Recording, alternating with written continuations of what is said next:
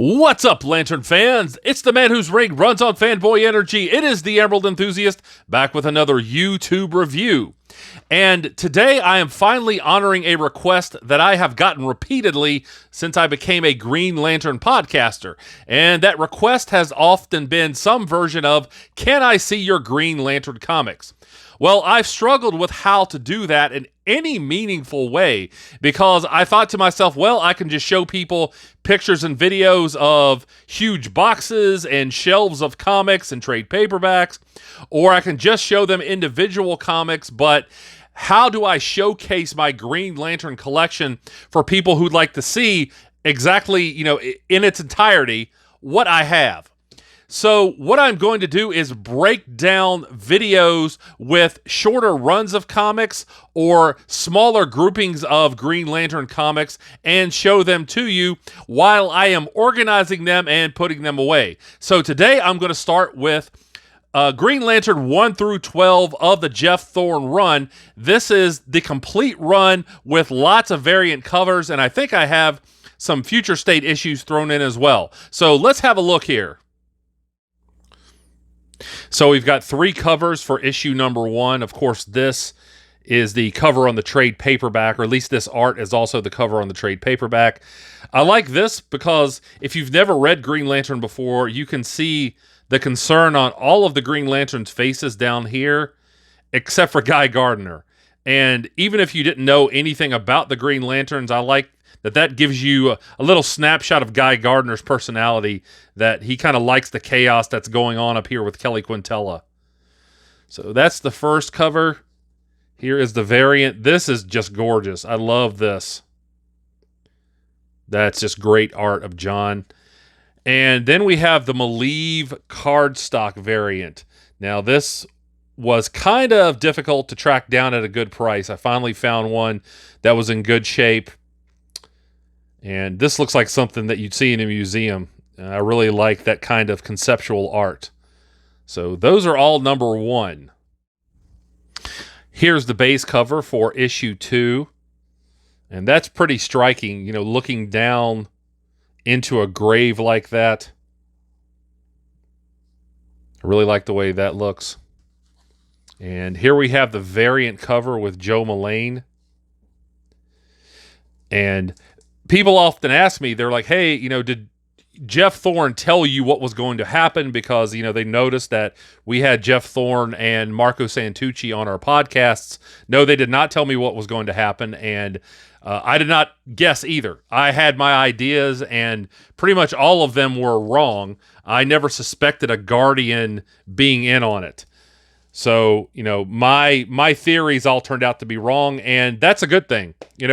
I enjoyed the ride because I didn't guess what was going to go on, so I couldn't foresee the twist.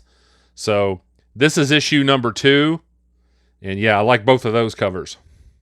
So, here we have the cover to issue number 3. This is the base cover, and I like this because it almost looks like blacklight art. Something that you would see on an old 70s poster, that style of coloring. And, obviously this tells a story. John is in a very bad way here. And here we have the variant cover. And that's Joe and Kelly. And I really like the body positioning on this.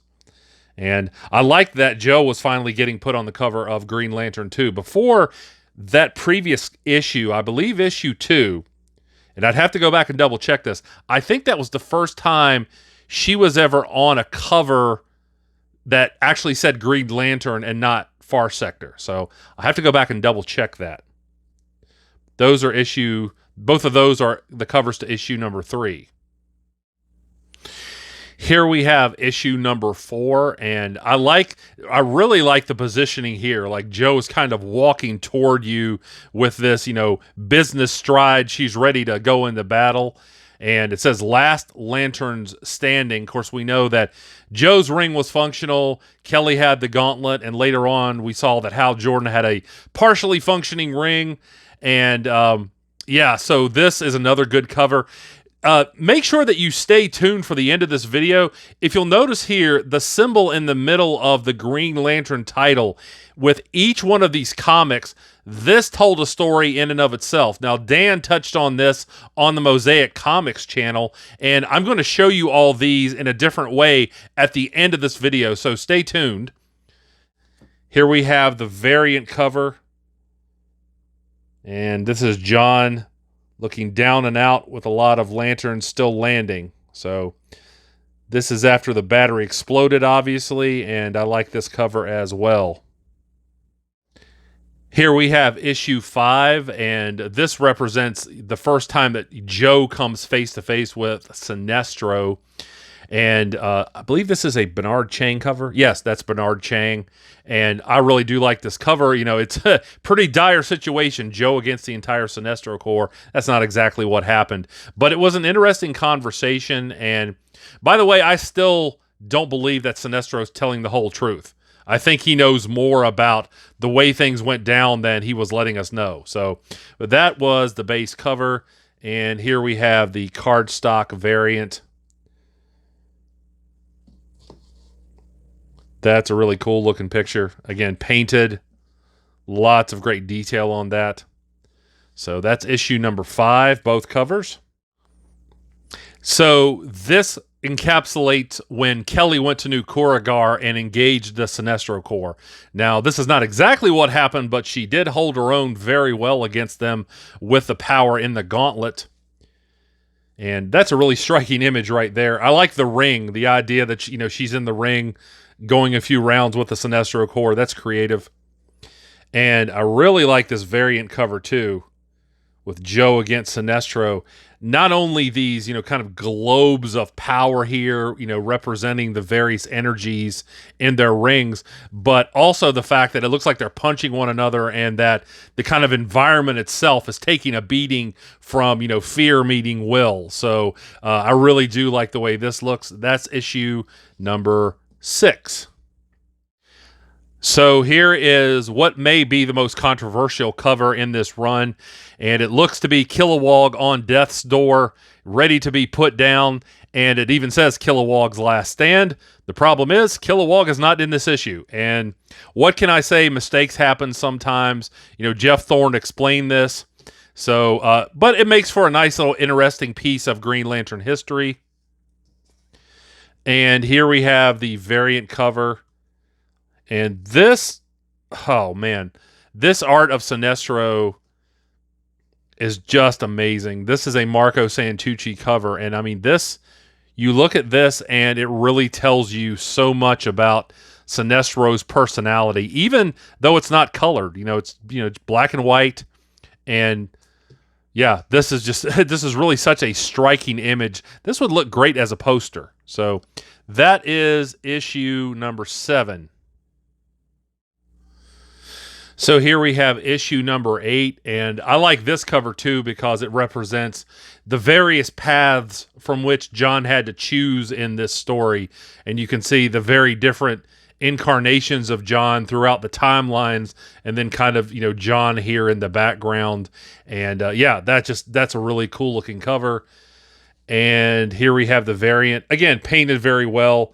Not as encapsulating as to what is happening, but still a really cool picture of Kelly. Here we have issue number 9 with Jo bringing the thunder here. And this is one of my favorites in terms of just aesthetics. And I'm going to go ahead and get some Scotch tape on the back of this one here. There you go. Just because there are so many lanterns on this cover. I mean, you know, obviously, if you hadn't guessed, I'm a sucker for any covers, pictures, whatever, with lots of green lanterns. And as you can see here, let me kind of pan up for you here. This variant cover is done by Alan Qua. I hope I pronounced your name correctly. But you can see lots of different lanterns, including Alan Scott, who is not in this run. You can see them all in the back there. And, of course, Jo and Kelly in the foreground. So, yeah, that's just a really powerful image. And here we have issue number 10. And this is another really telling picture here. And again, it talks about the ascension of Jon Stewart. And that's kind of the key story point of this entire run is, Jon's ascension to the Emerald Knight. And we've talked about on the Emerald Echo podcast in the past why DC really doesn't talk much about the Mosaic title, and it's totally understandable, but I was really psyched for this run when I heard that someone would be kind of picking up some of those story threads and bringing Jon into a modern story that we didn't have to kind of, apologize for because of what, the writer did after the fact. So I really appreciate what Geoff Thorne did here. And this is a really dynamic looking cover, as well as this one. This is a variant cover. The art is by Marco Santucci, and just all of these alien Sinestro Corps members. Again, that would just make a great poster. I love it. Remember when everyone said, oh no, Geoff Thorne's going to murder Hal Jordan? Well, kind of looks like he didn't.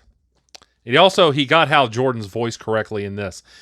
Regardless of his personal feelings on Hal Jordan, you don't have to like a character to be a professional and write that character well. And I thought he wrote Hal Jordan correctly for the amount of time he was in this story. So I like this art. And here's the variant cover of issue number 11. This is also an Alan Qua cover. And I just love the intricacy of that art. And here we have the Green Lantern number 11 variant cover Black History Month tribute. And as you can see, this is an incredibly powerful image. And I am proud of the fact that Green Lantern helped the comic book world become a more diverse place. Not only does it make sense from a narrative point of view, but it was also the right thing to do. So I'm a huge fan of this cover.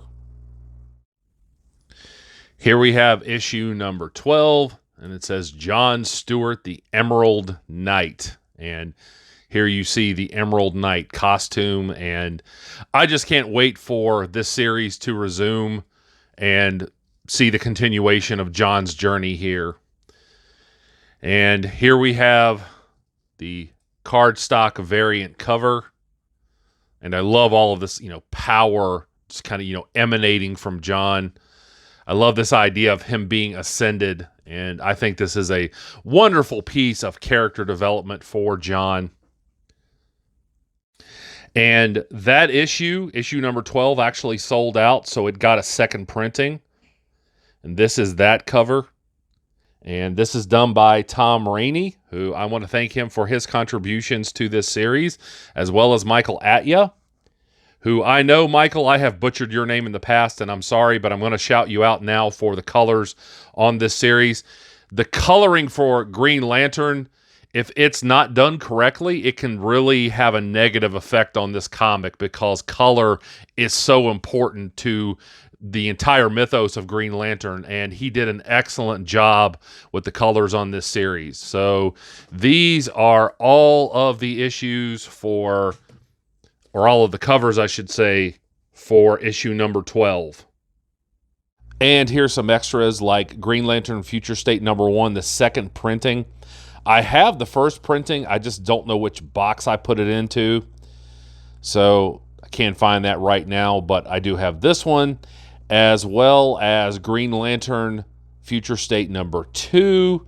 And I really like the cover on this with all of the tombstones in the background. That just looks really dire, so I really like that cover. And here we have Jessica Cruz on the cover of the annual. And another little quirky piece of Green Lantern history. The solicitation for this came out before it was revealed in the main story that Jessica was wielding a yellow ring. So that kind of spoiled a major reveal there. But nonetheless, I do like this cover, as well as this variant cover. Oh, man, that's gorgeous. And I don't collect a lot of variant covers outside of Green Lantern because I have so many Green Lantern variant covers now. And it seems that I'm always trying to make more room in this room for more Green Lantern books. But I'm not sorry, because when I see things like this, I certainly want it. Also, here's a couple of interesting covers from last winter. Joe popped into Suicide Squad, and you can see here, this is a cover by Marcelo Mialo, I hope I'm pronouncing your name correctly, and Dexter Soy. And of course, that's Joe and Major Force. And of course, we all know about Major Force's role in the history of Green Lantern.